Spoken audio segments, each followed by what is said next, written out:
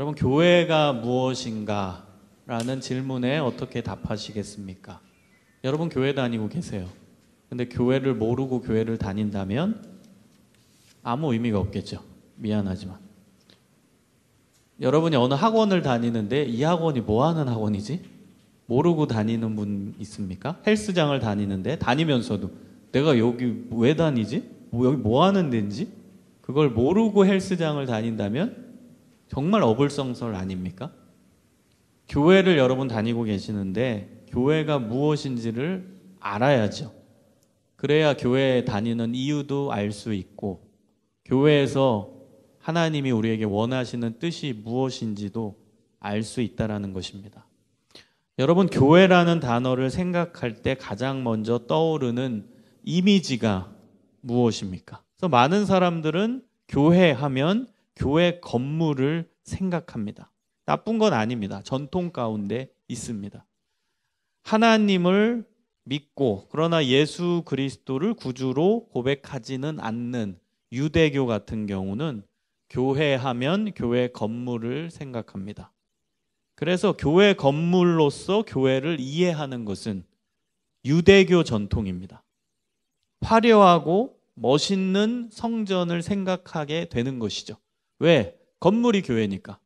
건물이 교회니까 건물을 잘 지어야 하는 것입니다. 건물이 교회이기 때문에 교회를 아주 아름답게 그리고 좀 있어 보이게 지어야 하는 것입니다. 유대교 전통은 거슬러 올라가면 이것이 바로 성막의 전통입니다. 출애굽기에서 나오는 성막, 여러분 출애굽기를 한번 통독해 보십시오. 그럼 거기서 중요한 내용은 성막을 만드는 내용입니다. 성막의 재료, 성막을 어떻게 만들라, 성막에 있는 기구들 어떻게 제조하라, 그 내용들을 보십시오. 끝내줍니다. 얼마나 화려하고 멋있고 성전의 기물들은 도금 처리가 됩니다. 이게 성막의 전통입니다. 이 성막의 전통이 이제 이스라엘 사람들이 가나안 땅에 들어가서 정착하면서 성전의 개념으로 나타나게 됩니다. 그래서 첫 번째 성전이 솔로몬 성전이죠. 솔로몬이 지었던 성전, 예루살렘에 있던 그 성전, 엄청나게 아름답고 화려하고 그 당시에 가장 좋다는 나무가 레바논의 백향목이었습니다. 지금도 이 백향목은 레바논의 수출 1위입니다. 레바논 국기를 보면 그 가운데 나무가 있어요. 그게 백향목입니다.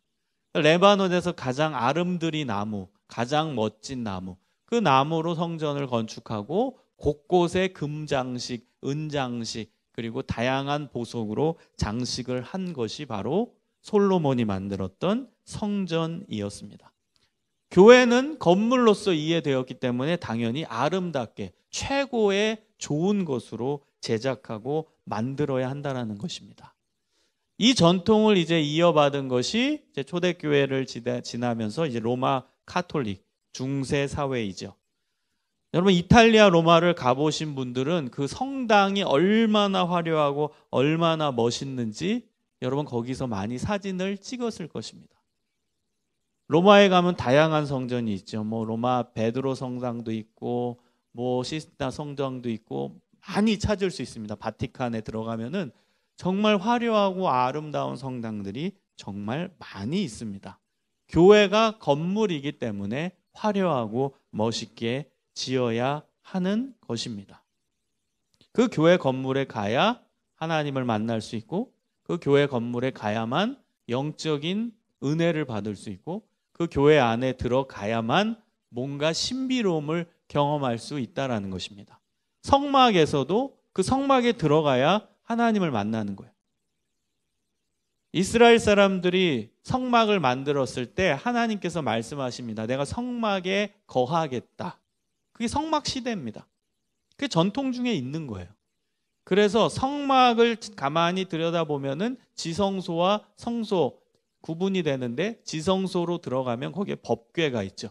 그 법궤 뚜껑을 속죄소라고 얘기하는데 그곳에 하나님이 임재하신다라고 믿었습니다.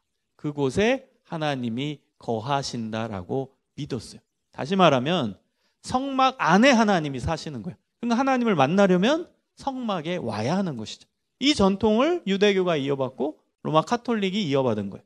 그러니까 성전에 가야 하나님을 만나고, 성전에 가야 신비로움을 경험하고, 성전에 가야 뭔가 새로움, 영적인 은혜를 받을 수 있다라고 생각하고 믿어온 것입니다. 교회는 1차적으로 건물, 장소가 아닙니다. 만약에 건물로서의 교회에 대한 이해가 전부라면 우리는 교회라고 표현하지 말아야 되고 교회당 혹은 예배당이라고 표현해야 하는 것입니다. 여러분, 교회를 교회당, 예배당과 동일시하게 되면은 교회 건물에 대한 애정을 높일 수는 있겠지만 단점은 뭐겠어요? 예배당을 떠나 있으면 교인들은 마치 교회 밖에 있는 것 같은 착각이 들게 됩니다. 교회 안에서는 하나님을 만나는 곳이니까 여기서는 엄청나게 은혜롭고 엄청나게 평화롭고 엄청나게 기쁘다가 교회 밖에만 나가면 하나님이 없는 삶을 살기가 상당히 쉽죠. 여기에만 하나님이 계시다라고 무의식적으로 믿게 되니까. 그게 건물로서 교회를 이해했을 때의 단점이 되는 것입니다. 우리의 신앙생활 속에도 이 전통을 그대로 유지하고 살아가는 사람들이 있어요. 그러니까 교회 오면은 행복하죠. 예배 드리니까, 하나님 계시니까. 예배 드리니까 좋지요. 찬양하고 기도하고 말씀 듣고 좋지요. 그런데 교회 바깥으로 나아가면 세상 사람들과 별반 차이 없는 삶을 살게 되죠. 그것은 교회 밖에 하나님이 계시다라는 믿음이 부족한 거예요. 여러분은 아니라고 말할지 모르지만 그거는 믿음이 부족하다라고밖에 말을 못해요. 그럼 밖에서도 교회 안에서의 생활과 똑같이 살아야죠. 하나님이 밖에서도 계시다라는 믿음이 있다면 교회 안에서 여러분 기뻐하시고 찬양하죠. 은혜롭죠. 친절하죠. 교회만 오면 목소리가 바뀌죠. 아주 예쁘게, 아주 멋있게, 아주 친절하게. 그런데 교회 밖에만 나가면 싸나워지고, 그럼 여러분 그것은 하나님이 교회 밖에 계시다라는 믿음이 없는 거죠. 교회 안에만 하나님이 계시다라는 믿음으로 살아가는 것밖에 해석될 수 없다라는 것입니다. 마태복음 18장 20절에 보면은 놀라운 구절이 나옵니다. 어디든지 두세 사람이 주님의 이름으로 모인 곳에 나도 그들과 함께 있겠다. 그게 교회입니다. 두세 사람이 모여 있는 곳, 그곳에 내가 있겠다. 하나님이 계시대요. 하나님이 계신 곳이 교회인 거죠. 여러분, 초대교회는요, 로마가 박해하던 시대였어요. 초대교회는 예수님을 믿는 자들을 잡아가두고 죽이던 시대였어요. 그래서 그때는 대놓고 건물을 만들 수가 없었어요. 그때는 주로 가정에서 모여서 예배를 드리거나 동굴에서 예배를 드리거나 무덤 아래, 그걸 카타콤이라고 그러죠. 카타콤. 콤이 이제 무덤이고 카타가 언더라는 뜻이거든요. 언더, 아래. 그러니까 무덤 아래다가 집을 짓고 살고 거기서 예배 드렸어요. 이탈리아 로마에 가면 이 카타콤이 있죠. 그곳에서 어렵게 예배 드리면서 신앙생활을 했다라는 것입니다. 그래서 초대교회 때는 건물로서의 교회가 없었다는 거죠. 이건 뭐 물리적 환경이 그렇게 할 수밖에 없는 환경이었거니와 그 사람들은 건물로서의 교회를 생각하지 못했어요. 로마가 박해하는 시대에 건물을 치울 수가 없었거든요. 대놓고 예배드릴 수가 없었기 때문에 건물로서의 교회라는 개념과 신학과 전통을 가질 수가 없었어요. 그래서 여러분, 건물로서의 교회가 아니면 그럼 교회가 뭐냐랄 때 또 다른 개념과 또 다른 전통은 성도들의 교제입니다. 이것은 초대교회 전통을 가지고 온 거예요. 사도신경에서 나오는 거죠. 사도신경이 이제 초대교회 이제 이후 조금 지나서 이제 교회 회의를 통해서 이제 정해지게 된 것인데요. 사도신경에서 우리 뭐라고 고백하죠? 성도가 서로 교통하는 것과, 이 교통이 교제입니다. 성도가 서로 교제하는 것과. 그래서 교회라고 했을 때 정의를 성도들의 교제, 이렇게 정의를 내리고, 그리고 그것을 신학화하고, 그리고 그 개념을 받아들인 것이 초대교회의 전통입니다. 그리고 그것을 이어받은 게 종교개혁자들입니다. 로마 카톨릭이 가장 이제 썩고 부패할 때 여러분 알다시피 루터, 칼빈, 쯔빙글리 종교개혁자들이 나오잖아요. 그래서 종교개혁자들은 교회를 건물로서의 교회가 아니라 모든 믿는 자들의 교제, 모든 믿는 자들의 모임으로 정의를 내리게 됩니다. 예수원의 토레이라는 분이 계세요. 토레이라는 이제 성공의 이제 목회자가 이렇게 표현합니다. 교회라는 한자, 여러분 교회라는 한자를 알고 계세요? 그 교자가 가르칠 교거든요. 이 교회의 교자 한자를 가르칠 교가 아니라 교제할 교로 바꿔야 된다라고 이야기하기까지 했어요. 종교개혁의 전통인 거죠. 교제할 교 아시죠, 여러분? 한자로. 가르칠 교가 아니라 교제할 교로 바꿔야 된다라고 표현하기도 했습니다. 성도들의 교제, 성도들의 모임, 성도들의 사귐, 이것을 교회라고 정의를 내렸다라는 것입니다. 하지만 여기에도 문제가 도사리고 있어요. 무슨 문제냐? 여러분 만약에 성도들의 교제, 성도들의 사귐, 모든 믿는 자들의 모임으로 끝난다면, 여러분 끝난다면 그곳에 만약에 예수님이 중심이 되지 않는다라면, 예수 그리스도에 대한 분명한 믿음의 고백과 분명한 순종이 없는 믿는 자들의 모임은 세상 모임과 별반 차이가 없을 수도 있는 거예요. 그렇죠? 예수님이 중심이 되지 않고 우리 교인인데, 우리 기독교인인데 우리 교회에서 모이자. 여러분 만약에 우리가 예배를 전혀 안 드리고 동아리 모임만 하자고 해봐요. 우리 다 교회 다녀요. 다 예수님 믿는다고 얘기해요. 그러면 동아리 모임으로 다 진행을 해요. 재밌으니까. 그걸로 끝난다라고 해보세요. 그럼 교회일까요? 성도들의 교제니까? 모임이니까? 믿는 자들이 함께 교제하고 있으니까 교회라고 표현할 수 있을까요? 위험한 거죠. 안고 없는 찐빵이죠. 정말로 찐빵인데 그 안에 팥이 들어가야 되는데 팥이 없는 맹탕이죠. 맹탕 찐빵. 맛이 하나도 없는. 정말 중심에 주인공이 빠진 모임이 되기가 쉽다라는 것입니다. 그럼 교회를 어떻게 정의하면 좋을까? 원어를 갖고선 분석하는 게 제일 편해요. 교회라는 이제 어원이 원래 이제 헬라어에서 온 거거든요. 헬라어로 교회는 에클레시아입니다. 에클레시아. 강의 같죠? 근데 여러분 중요한 거예요. 이런 거 안 배워봤잖아. 여러분 배워야 돼요. 교회라는 단어의 헬라어는 에클레시아, 에클레시아. 에클레시아의 단어의 뜻은 세상에서 불러냄을 받은 사람들이라는 뜻이에요. 세상에서 불러냄을 받았다.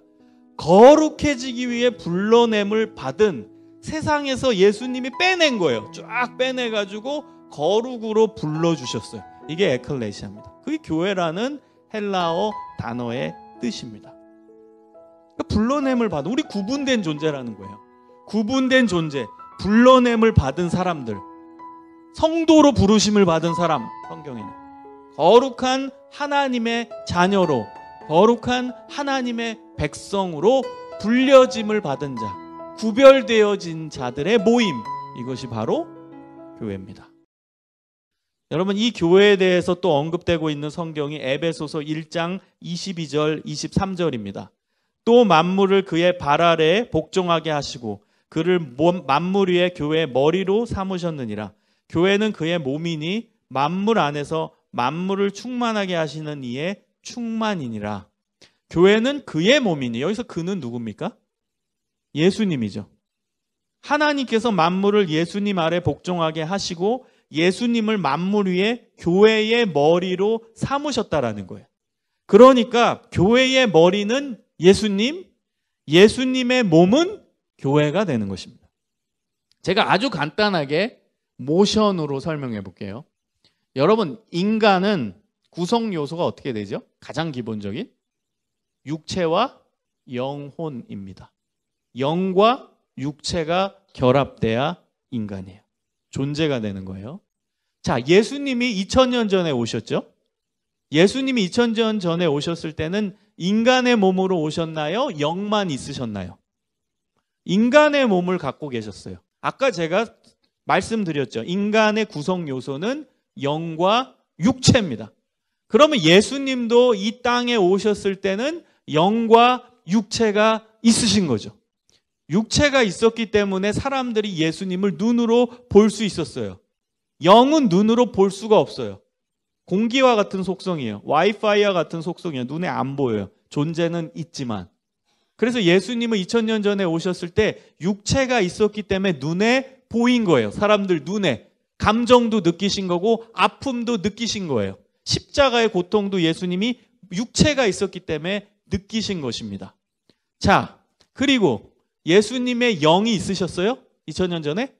당연하죠. 그 영을 다른 말로 표현하면 성령이죠. 그래서 예수님의 육체 그리고 예수님의 영이 합체돼서 하나의 예수님이라는 존재가 형성되는 거예요. 2000년 전에 오셨던 예수님. 자, 그 예수님이 하늘로 승천하셨어요. 그럼 이 땅에 예수님의 존재가 없게 된 거죠. 맞죠? 하늘로 올라가셨으니까 예수님의 영과 예수님의 육체가 하늘에 올라가신 거예요. 승천하신 거예요. 그 이 땅에는 예수님이 없게 된 거예요. 예수님이 하늘로 올라가신 이후에는. 그래서 예수님이 승천하시기 전에 예언하셨어요. 내가 너희를 고아와 같이 내버려 두지 않고 내가 다시 오리라. 내가 가는 것이 유익하다. 왜? 내가 영을 다시 보낼 테니까. 그 영은 전 세계에 누구든지 예수님을 믿는 자들에게 임하게 될 것이다. 그리고 전국 곳곳에 영이 활동할 때가 온다라는 뜻 때문에 내가 가는 것이 유익하다라고 예수님이 표현하신 거예요. 그래서 예수님이 하늘로 올라가셨을 때 그리고 나서 이제 50일, 오순절이라고 표현하죠. 50일 지난 이후에 보내시죠. 그래서 성령이 오시게 되는 것이죠. 성령. 자, 보세요.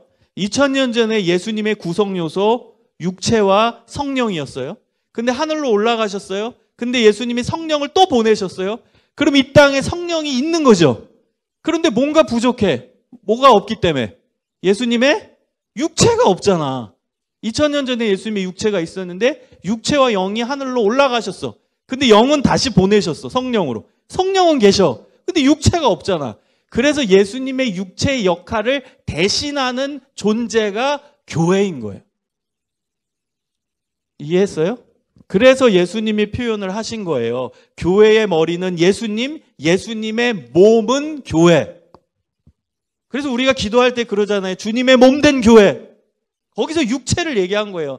예수님의 몸된 교회, 육체된 교회라고 우리가 기도할 때 그렇게 표현하는 이유가 여기 있는 거예요.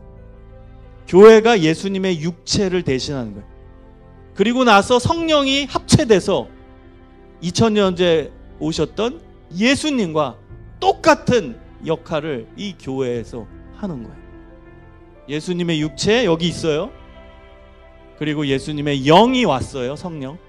합체되면 2000년 전에 예수님과 똑같은 역할을 하는 거예요. 근데 유익한 건 뭐예요? 그 영이 2000년 전에는 이스라엘 갈릴리라는 지역에 국한이 됐어요. 그래서 지구 반대편에 있던 한국에서는 예수님을 볼 수도 없었고 알 수도 없었어요. 그런데 지금은 그 성령이 전 세계 곳곳에서 역사하시고 전 세계 곳곳에 예수님의 몸된 교회들이 세워져 있기 때문에 전국 곳곳에서 예수님을 만나고 예수님 역할을 하는 교회를 보게 되고 경험하게 되는 거예요. 그래서 예수님이 말씀하시는 거예요. 내가 가는 것이 너희에게는 유익이라. 유익한 거죠. 예수님이 2000년 전에서 한 지역에서 활동했을 때 영향력보다 이제는 예수님이 승천하시고 성령을 보내시고 전 세계에 교회들이 생겨나서 예수님의 역할을 하는 교회들이 수만 개, 수십만 개가 전 세계에 있잖아요. 그래서 그 역할을 예수님 역할을 하는 거예요. 그러니까 엄청난 예수님의 비전이었고 하나님의 놀라운 구원의 계획이었던 거죠. 그래서 우리가 잘해야 돼요. 그래서 교회는 중요한 거예요. 교회의 역할이 소중한 거예요. 그렇다면 여러분, 좋은 교회는 어떤 교회겠어요? 아주 심플합니다. 좋은 교회는 예수님의 마음이 있는 교회, 예수님이 하셨던 일을 재현하는 교회예요. 여기가 예수님이라니까요. 예수님 2000년 전에 오셨던, 제가 설명했잖아요. 2000년 전에 오셨던 예수님과 동일한 존재가 여기 있어요. 교회가 여기 있어요. 그럼 좋은 교회는 어떤 교회겠어요? 2000년 전에 오셨던 예수님의 인격을 그대로 닮은 교회. 2000년 전에 예수님께서 하셨던 일을 그대로 재현하는 교회. 그 교회가 당연히 좋은 교회고 예수님이 인정하는 교회겠죠. 예수님의 인격은 여러분 우리 계속 반복해서 배웠어요. 성령의 9가지 인격. 사랑, 희락, 화평, 오래 참음, 자비, 양선, 충성, 온유, 절제. 이 9가지가 예수님의 인격입니다. 그러면 우리 교회가 예수님의 인격이 있는 교회가 되는 거예요. 그 교회가 좋은 교회예요. 좋은 교회에는 사랑이 넘칩니다. 성도 간에 진정한 사랑이 있어요. 성도와 목회자 간에 진정한 사랑이 있어요. 어른 세대와 아이 세대 간에 사랑이 있어요. 좋은 교회에는 희락이 있습니다. 기쁨이 있어요. 기쁨이 넘쳐요. 교회 오는 것만 해도 행복해요. 여러분 정말 그래요? 여러분이 만약에 느낀다면 우리 교회 좋은 교회입니다. 좋은 교회에는 화평이 넘칩니다. 싸움이 없어요. 평화합니다. 그 교회가 좋은 교회입니다. 좋은 교회는 성도 간에 오래 참음이 있습니다. 서로 참아주고 서로 이해해주는 아름다운 일이 가득합니다. 좋은 교회에는 자비가 넘칩니다. 자비는 용서라고 말씀드렸어요. 서로 용서합니다. 교인들이 서로 미워하지 않고 용서하는 실천을 보이는 교회, 좋은 교회입니다. 좋은 교회는 양선이 넘칩니다. 양선은 사랑의 구체적인 행동입니다. 성도들이 서로 도와주고 서로 가진 것을 내어주면서 어려운 사람들을 도와주는 교회, 그 교회가 좋은 교회입니다. 좋은 교회는 충성이 넘칩니다. 교회의 봉사, 교회의 일들을 충성을 다해 하는 성도들이 넘치는 교회가 좋은 교회입니다. 좋은 교회에는 온유가 넘칩니다. 온유는 부드러움입니다. 교인들이 날카롭지 않고 부드럽고 목회자로부터 어린아이까지 부드러움과 친절함이 넘치는 교회, 그 교회가 좋은 교회입니다. 좋은 교회는 절제가 넘칩니다. 절제는 나쁜 일을 끊어내는 것입니다. 좋은 교회에 가면 나쁜 죄를 끊어낼 수 있도록 격려를 받고 힘을 얻게 됩니다. 죄를 이기려고 하는 의지의 교인들로 넘치는 교회, 교인들로 넘치는 교회, 그 교회가 좋은 교회입니다. 여러분 이런 교회를 꼭 만드시기를 축원합니다. 예수님께서 하셨던 일은 첫 번째, 이제 어려운 단어예요. 캐리그마. 두 번째, 레이투루기아. 세 번째, 디다케. 네 번째, 코이노니아. 다섯 번째, 디아코니아. 예수님께서 이 세상에 오셔서 하셨던 일입니다. 첫 번째, 캐리그마는 복음의 선포입니다. 예수님은 하나님 나라의 복음을 선포하셨어요. 그래서 좋은 교회는 복음을 선포하는 교회입니다. 여기서 복음이 선포되고 교회 안에서는 설교를 통해서 복음이 증거되고요. 그리고 여러분은 세상에 나가서 복음을 선포하는 그 교회가 좋은 교회예요. 예수님이 하셨던 일을 재현하는 교회입니다. 두 번째, 레이투루기아는 예배입니다. 여러분 예수님이 예배를 얼마나 잘 드리신 분이신 줄 여러분 아십니까? 예수님은 밤이 새도록 기도하고 예수님에게는 기도가 예배였어요. 그리고 예수님은 항상 하나님을 찾는 예배를 드리신 분이십니다. 그래서 여러분 예배 잘 드리십시오. 예배 잘 드리는 것이 예수님이 하셨던 일을 재현하는 것입니다.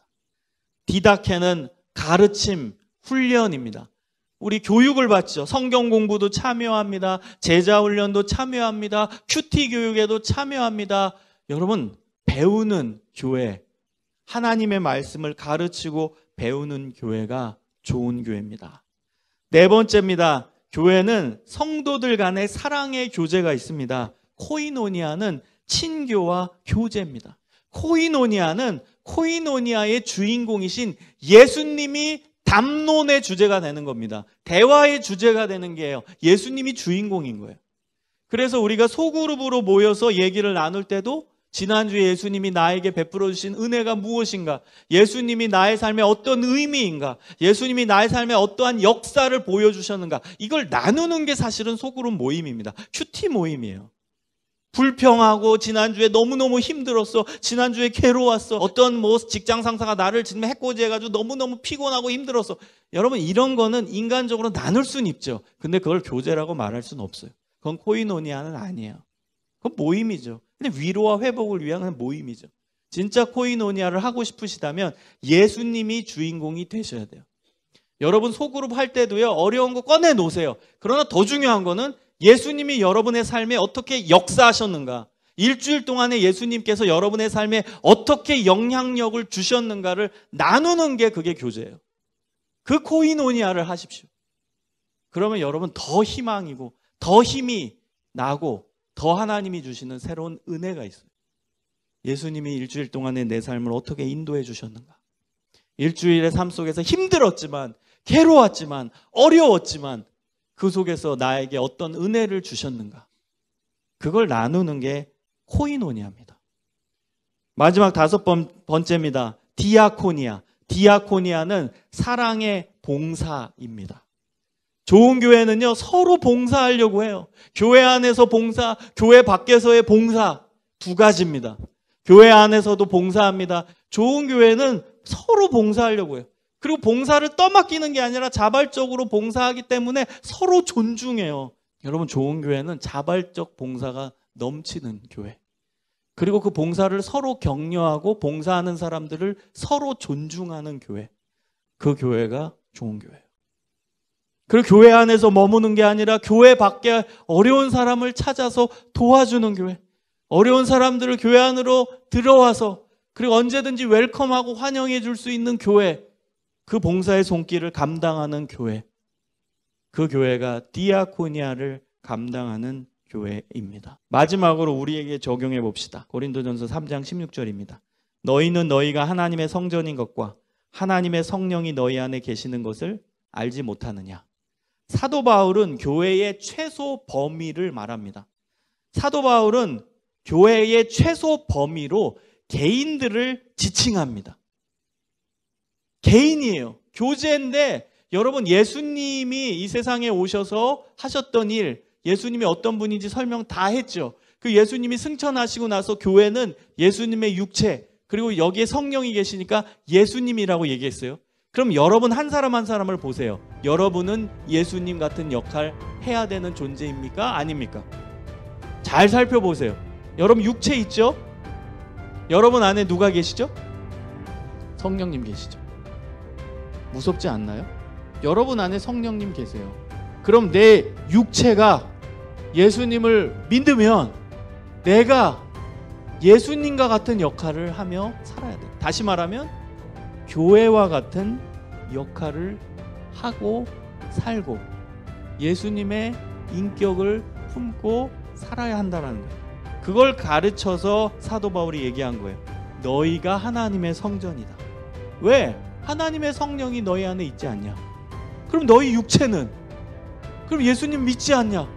그러면 너희 육체는 교회와 같은 역할을 해야 되는 거 아니냐? 교회와 같은 존재 아니냐?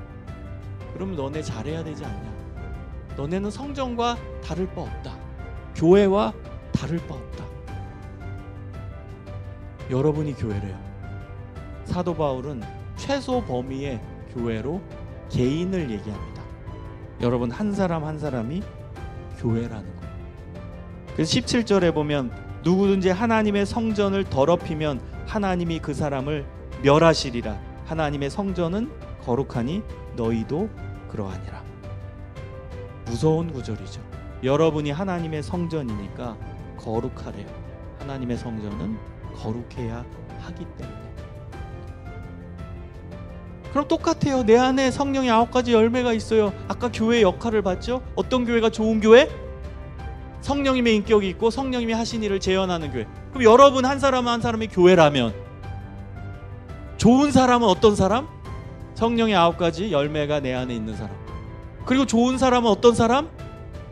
예수님께서 하신 일을 재현하는 성도, 재현하는 사람, 복음을 선포하며 사는 사람, 예배를 잘 드리고 살아가는 사람, 하나님의 말씀을 공부하는 사람, 다른 성도들과 함께 성도의 교제를 나누는 사람, 교회 안에서 교회 밖에서 신실한 봉사를 감당하는 사람.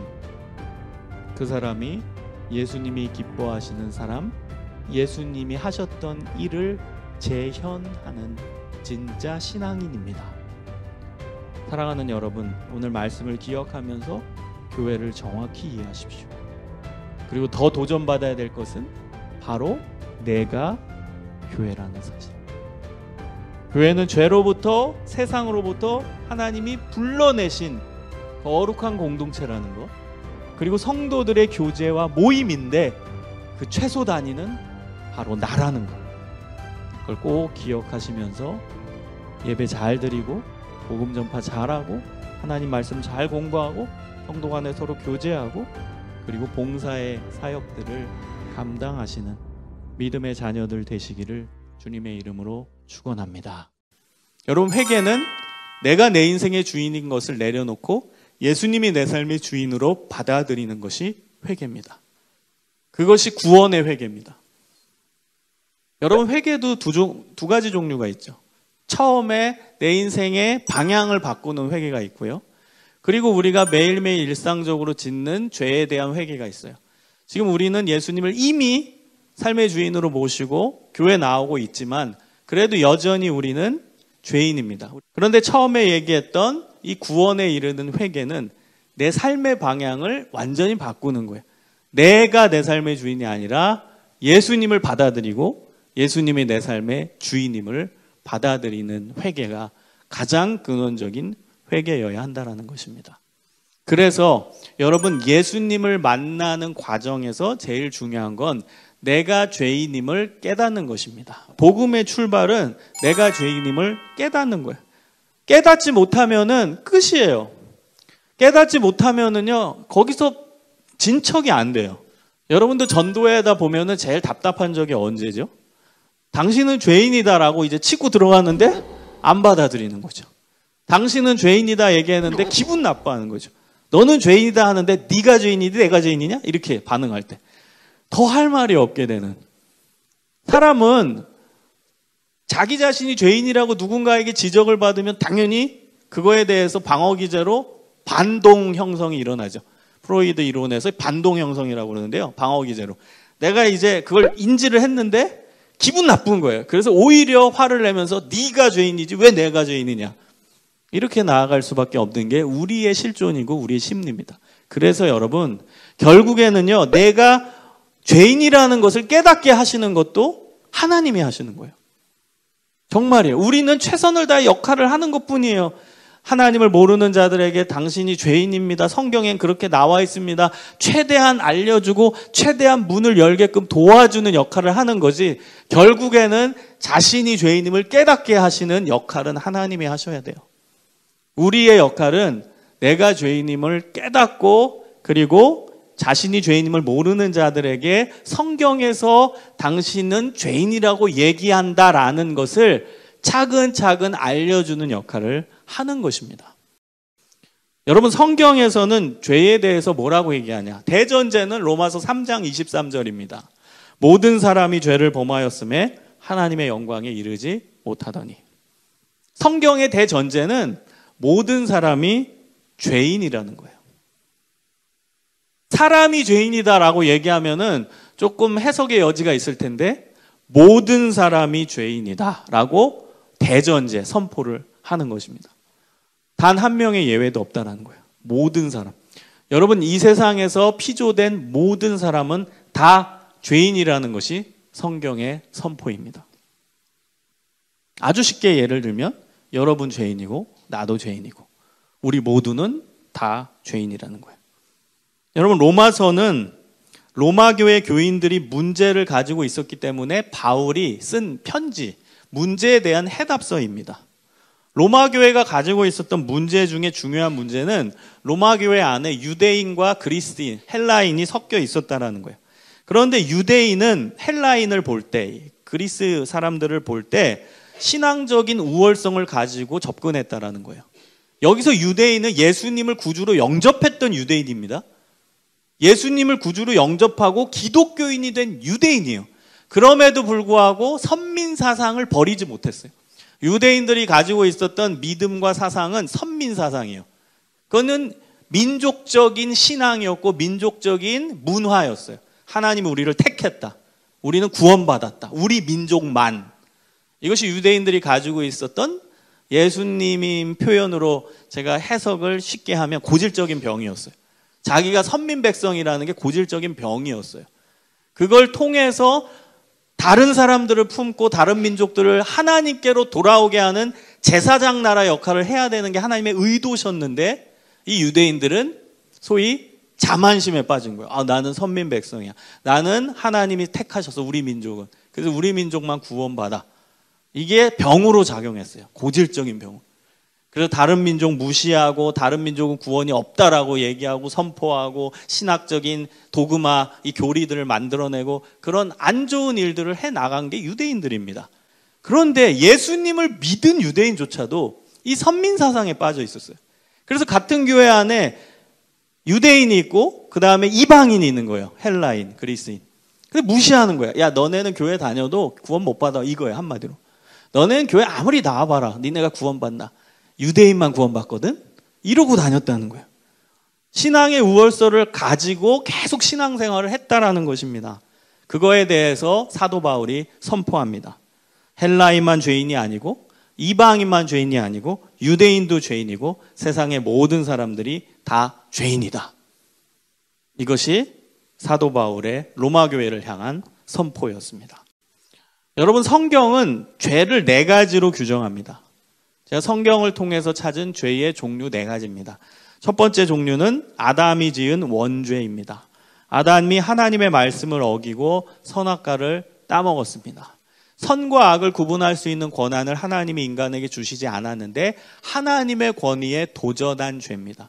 여러분, 원죄는 선악과를 따먹은 거지만 그 내용은 하나님에 대해 도전한 거예요. 뱀이 꼬시죠, 하와를. 야, 먹어, 선악과 먹어. 그거 먹으면 너희 눈이 밝아져서 하나님과 같이 된다. 그 눈은 육의 눈입니다. 헬라 철학에서, 그리스 철학에서는요, 육의 눈과 마음의 눈이 있었어요. 2가지를 구분한 용어들을 일상적인 문학이나 철학에 사용합니다. 육의 눈이 밝아지는 거예요. 육의 눈이 밝아지면은 자기만 아는 거예요. 이기주의죠. 나만 알아. 내가 세상의 중심이야. 그러니까 하나님을 향한 눈은 가려지는 거예요. 마음의 눈이 하나님을 향하는 눈이거든요. 그 눈은 가려지고 내 마음, 나만 위한 내 눈, 육의 눈은 밝아져서 나밖에 모르게 된다는 거예요. 성경에 그렇게 눈이 밝아졌다고 표현해요. 자신들의 눈이 밝아져. 선악과를 따먹으니까 눈이 밝아져. 여러분, 거기서 해석이 없으면 좋은 거 아니에요? 눈이 밝아졌다는 건. 근데 그 눈은 하나님을 가리고 자기 자신만 보는 육의 눈입니다. 그러니까 여러분, 선악과는 그게 죄예요.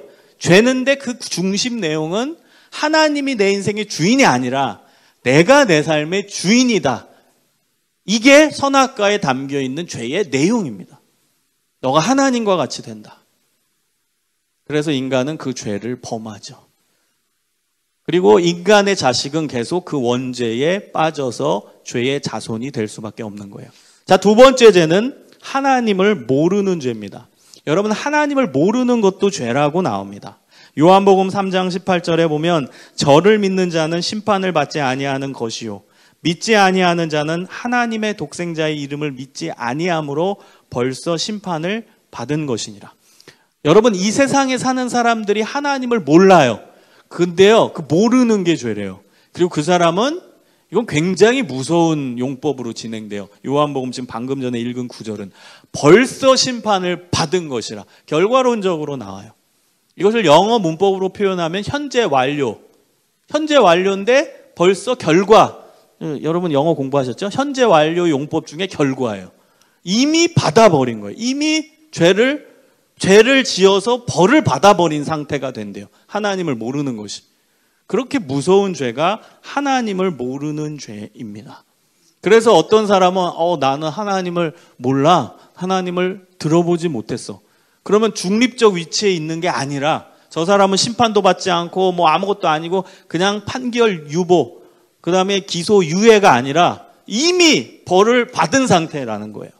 그래서 여러분, 하나님을 난 몰랐는데 이 변명의 여지가 없다라는 거예요.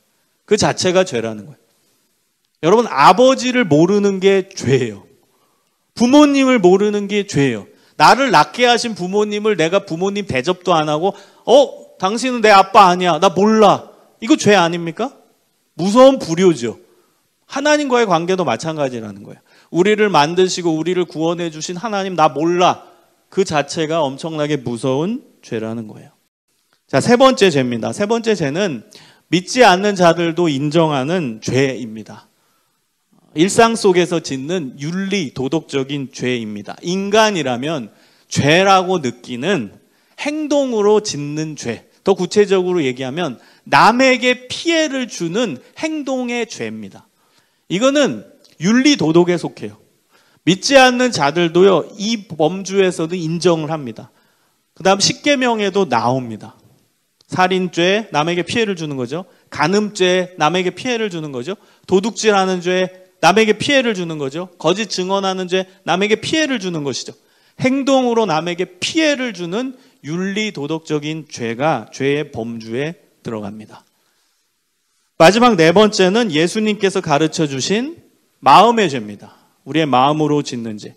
기독교 신앙은 마음을 강조합니다. 예수님의 가르침은 마음 중심을 보시는 가르침입니다. 우리의 마음이 그러하지 않으면 하나님은 받으시지 않는다. 헌금을 아무리 많이 해도 마음으로 헌금하지 않으면 받으시지 않는다. 아무리 기도를 열심히 해도 마음으로 기도하지 않으면 받으시지 않으신다. 아무리 구제를 열심히 해도 마음으로 그 구제하는 마음이 없으면 받으시지 않는다. 마음을 보시는 분입니다. 그걸 뒤집으면은 죄를 짓는데 행동으로 안 했을지라도 마음으로 죄를 지으면 그거는 죄를 지은 것과 똑같다라는 거예요. 행동으로 안 해도 마음으로 짓는 죄는 행동으로 짓는 죄와 똑같다라는 거예요. 그게 예수님이 가르쳐 주신 마음의 죄입니다. 마태복음 5장 28절에 하나의 예로 나오죠. 마음으로 음욕을 품으면 벌써 마음에 간음하였다. 죄를 지었다. 이게 예수님의 선포입니다. 여러분, 성경의 의도는요, 너 죄인임을 인정해. 이게 성경의 의도입니다. 여러분, 나는 첫 번째 죄는 벗어났네, 두 번째 죄는 안 지었네, 세 번째는 안 지었네가 아니라 성경의 의도는 너 죄인임을 인정해. 이게 성경의 가르침입니다.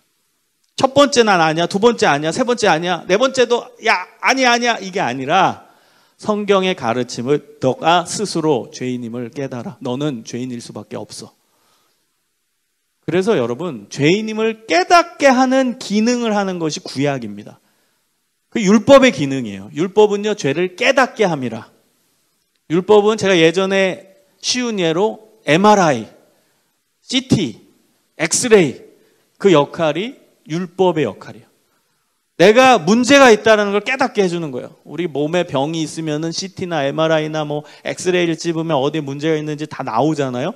그런 것처럼 율법은 내가 문제가 있구나, 내가 죄가 있구나, 내 속에 무서운 죄가 있구나라는 것을 깨닫게 해주는 기능을 하는 게 율법입니다. 엑스레이 찍는다고 MRI 찍는다고 그 병이 없어지나요? 그건 아니잖아. 그냥 깨닫게 해주는 거야. 아, 내가 죄인이구나. 난 죄를 지을 수밖에 없구나. 나는 무서운 죄인이구나. 그걸 깨닫게 하는 기능이 율법의 기능인 거예요. 그래서 여러분, 이 죄, 성경에서 얘기하고 있는 죄를 듣고선 아, 나는 죄인이 맞구나라는 걸 깨달아야지. 아, 나는 죄인이 아니구나라고 깨달으면 그럼 예수님의 십자가가 아무 의미가 없는 거예요. 그래서 여러분, 이 죄, 성경에서 얘기하고 있는 죄를 듣고선 아, 나는 죄인이 맞구나라는 걸 깨달아야지. 아, 나는 죄인이 아니구나라고 깨달으면 그럼 예수님의 십자가가 아무 의미가 없는 거예요. 십자가의 전제는 죄입니다. 여러분, 예수님이 죄를 사해 주시기 위해 십자가를 지셨는데 나는 죄가 없다라고 얘기한다면 어떻게 십자가가 가능하겠습니까? 십자가의 전제는 죄입니다. 죄가 있어야 십자가가 필요한 거지, 죄가 없는데 십자가가 왜 필요합니까? 예수님도 말씀하시잖아요. 자기가 의인이라고 하는 자들에게 무슨 의원이 필요하냐? 자기는 건강하다라는데 무슨 병원의 의사가 왜 필요하냐? 자기가 병이 있다라고 얘기해야 의사가 필요한 거 아니냐? 병자여야 자기가 죄 때문에 병자가 됐다라고 인정해야 내가 필요한 거 아니냐? 본인이 얘기하셨어요. 예수님 본인도. 죄가 있어야 그 사람에게 자신이 필요하다라는 거예요. 그래서 여러분, 죄의 범주, 또 성경에서 죄에 대해서 얘기할 때 아, 나는 죄인이야. 나는 죄인일 수밖에 없어. 이것을 깨달아야 그게 정상이에요. 그래야 그 다음 예수님을 찾을 수 있게 된다는 거예요. 왜 우리 인간이 아무리 노력하고 노력해도 죄의 문제를 해결할 수 없어요? 모든 사람은 죄인이니까. 죄 지은 인간이 아무리 발버둥 쳐도 그가 하는 일은 죄뿐이라는 거예요. 이게 하나님의 의도십니다. 그래서 하나님의 방법이 대전제인 죄의 값은 사망이다. 이것을 가지고 문제를 풀어야 되는데 풀 수 있는 인간이 아무도 없다라는 거죠. 풀 수 있는 존재가 이 세상에는 없다라는 것이죠. 그래서 하나님이 친히 인간이 되셔서 죄의 값은 사망이다라는 공식 안으로 들어오신 거예요. 그래서 본인이 인간의 죄의 값을 치르시기 위해서 사망을 선택하신 거죠. 그 사망이 바로 십자가의 죽음인 것이죠. 그래서 여러분, 죄의 값은 사망이다. 예수님의 사역은 그 앞에 죄는 인간의 죄죠. 인간의 죄의 값, 그것을 치르기 위해서 예수님이 사망하셨다. 예수님이 십자가에서 죽으셨다는 거예요. 자, 그럼 예수님은 어떤 분이에요? 예수님은 인간이 아닙니까? 예수님은 여러분 신비인데요, 100% 인간인 동시에 100% 하나님이시죠. 이건 우리의 신비입니다. 하나님의 신비예요. 근데요, 100% 인간인 동시에 100% 하나님이다라는 이 믿음이 없이는 예수님의 사역을 풀 수가 없어요. 예를 들어서 예수님은 100% 인간일 뿐이다 라고 끝내버리면 예수님도 로마서 3장 23절에 근거해서 모든 사람 안에 들어가는 거예요. 그럼 예수님조차도 모든 사람은 죄인이다. 예수님이 죄인이 돼버리는 거예요. 말이 안 되잖아. 그럼 반대로 예수님은 100% 하나님이셨다. 그러면 예수님이 이 세상에 인간으로 오셨으면 아무 의미가 없는, 인간의 죄의 값을 치르려면 인간이 죽어야 되는데 하나님이셨다? 그러면은 인간의 죄의 값을 치르려면 인간이 죽어야 되는데 하나님이 죽었다? 이게 맞지가 않는 거예요. 그리고 하나님이 오셨다? 그럼 여러분, 이 세상에서 예수님이 고통스럽게 산 거는 하나님이니까 고통을 못 느끼신 게 돼버려요. 하나님이시니까. 뭐 힘들었던 거, 십자가에서 달리신 거, 뭐 이런 게 하나도 안 아프게 된 거예요. 하나님인데, 신인데, 신적인 존재인데 그 고통이란 게 있을까요? 그러니까 그것도 안 맞아요. 그래서 예수님은 100% 인간 and 100% 하나님. 이것은 놀라운 신비에 들어가는 영역이에요. 예수님이 왜 인간이 되셨어요? 인간의 죄의 값을 치르시려고. 예수님이 왜 하나님이셔야만 할까요? 왜냐하면 만약에 하나님이 아니면 모든 사람은 죄인이라는 이 공식 안으로 예수님이 들어갈 수밖에 없기 때문에. 예수님이 하나님이셔야만 로마서 3장 23절에서 벗어날 수 있는 거예요. 모든 사람은 죄인이다라는 이 공식에서 벗어나려면 예수님이 하나님이셔야만 하는 거예요. 하나님은 죄가 없으시니까. 인간의 죄의 값을 치르기 위해 인간이 되셨고, 인간은 근데 죄인이기 때문에 그 죄의 범주에서 빠져나오시려면 하나님이실 수밖에 없다라는 거예요. 그래서 예수님은 모든 100% 인간인 동시에 100% 하나님이십니다. 자, 그럼 어떤 사람은 이렇게 질문하겠죠. 예수님이 십자가에서 그래 사망하셨다, 죽으셨다. 근데 왜 모든 인간에게 적용되냐? 여러분, 이것이 대표성의 원리입니다. 대표성. 로마서 5장 19절에 보면은 한 사람이 순종하지 아니함으로 많은 사람이 죄인 된 것 같이 한 사람이 순종하심으로 많은 사람이 의인이 되리라. 처음에 한 사람은 아담이죠. 아담이 태초에 아담과 하와가 순종하지 아니함으로 모든 사람이 원죄에 빠진 것처럼 뒤집으면 한 사람 예수 그리스도의 의로운 행동으로 말미암아 모든 사람이 의인이 될 수 있는 가능성이 열렸다. 이게 하나님의 놀라운 뒤집음의 역사입니다. 이렇게 표현해요. 뒤집음의 역사. 여러분, 원죄를 뒤집은 거 아닙니까? 원죄는 아담 때문에 모든 사람이 억울하게 죄가 모든 인류에게 해당됐어요. 우리까지 포함해서. 억울하잖아. 근데 이것을 하나님이 뒤집어 주셨어요. 마찬가지로 한 사람의 의로운 행동, 예수님의 그 십자가 사건으로 말미암아 모든 사람이 의인이 될 수 있는 길을 열어주셨다. 뒤집어 주셨죠. 같은 원리인데 한 사람 때문에 모든 사람이 죄인이 된 것처럼 뒤집어서 한 사람의 의로운 행동으로 모든 사람이 의인이 될 수 있는 길을 열어주셨다는 거죠. 이게 놀라운 하나님의 은혜인 것입니다.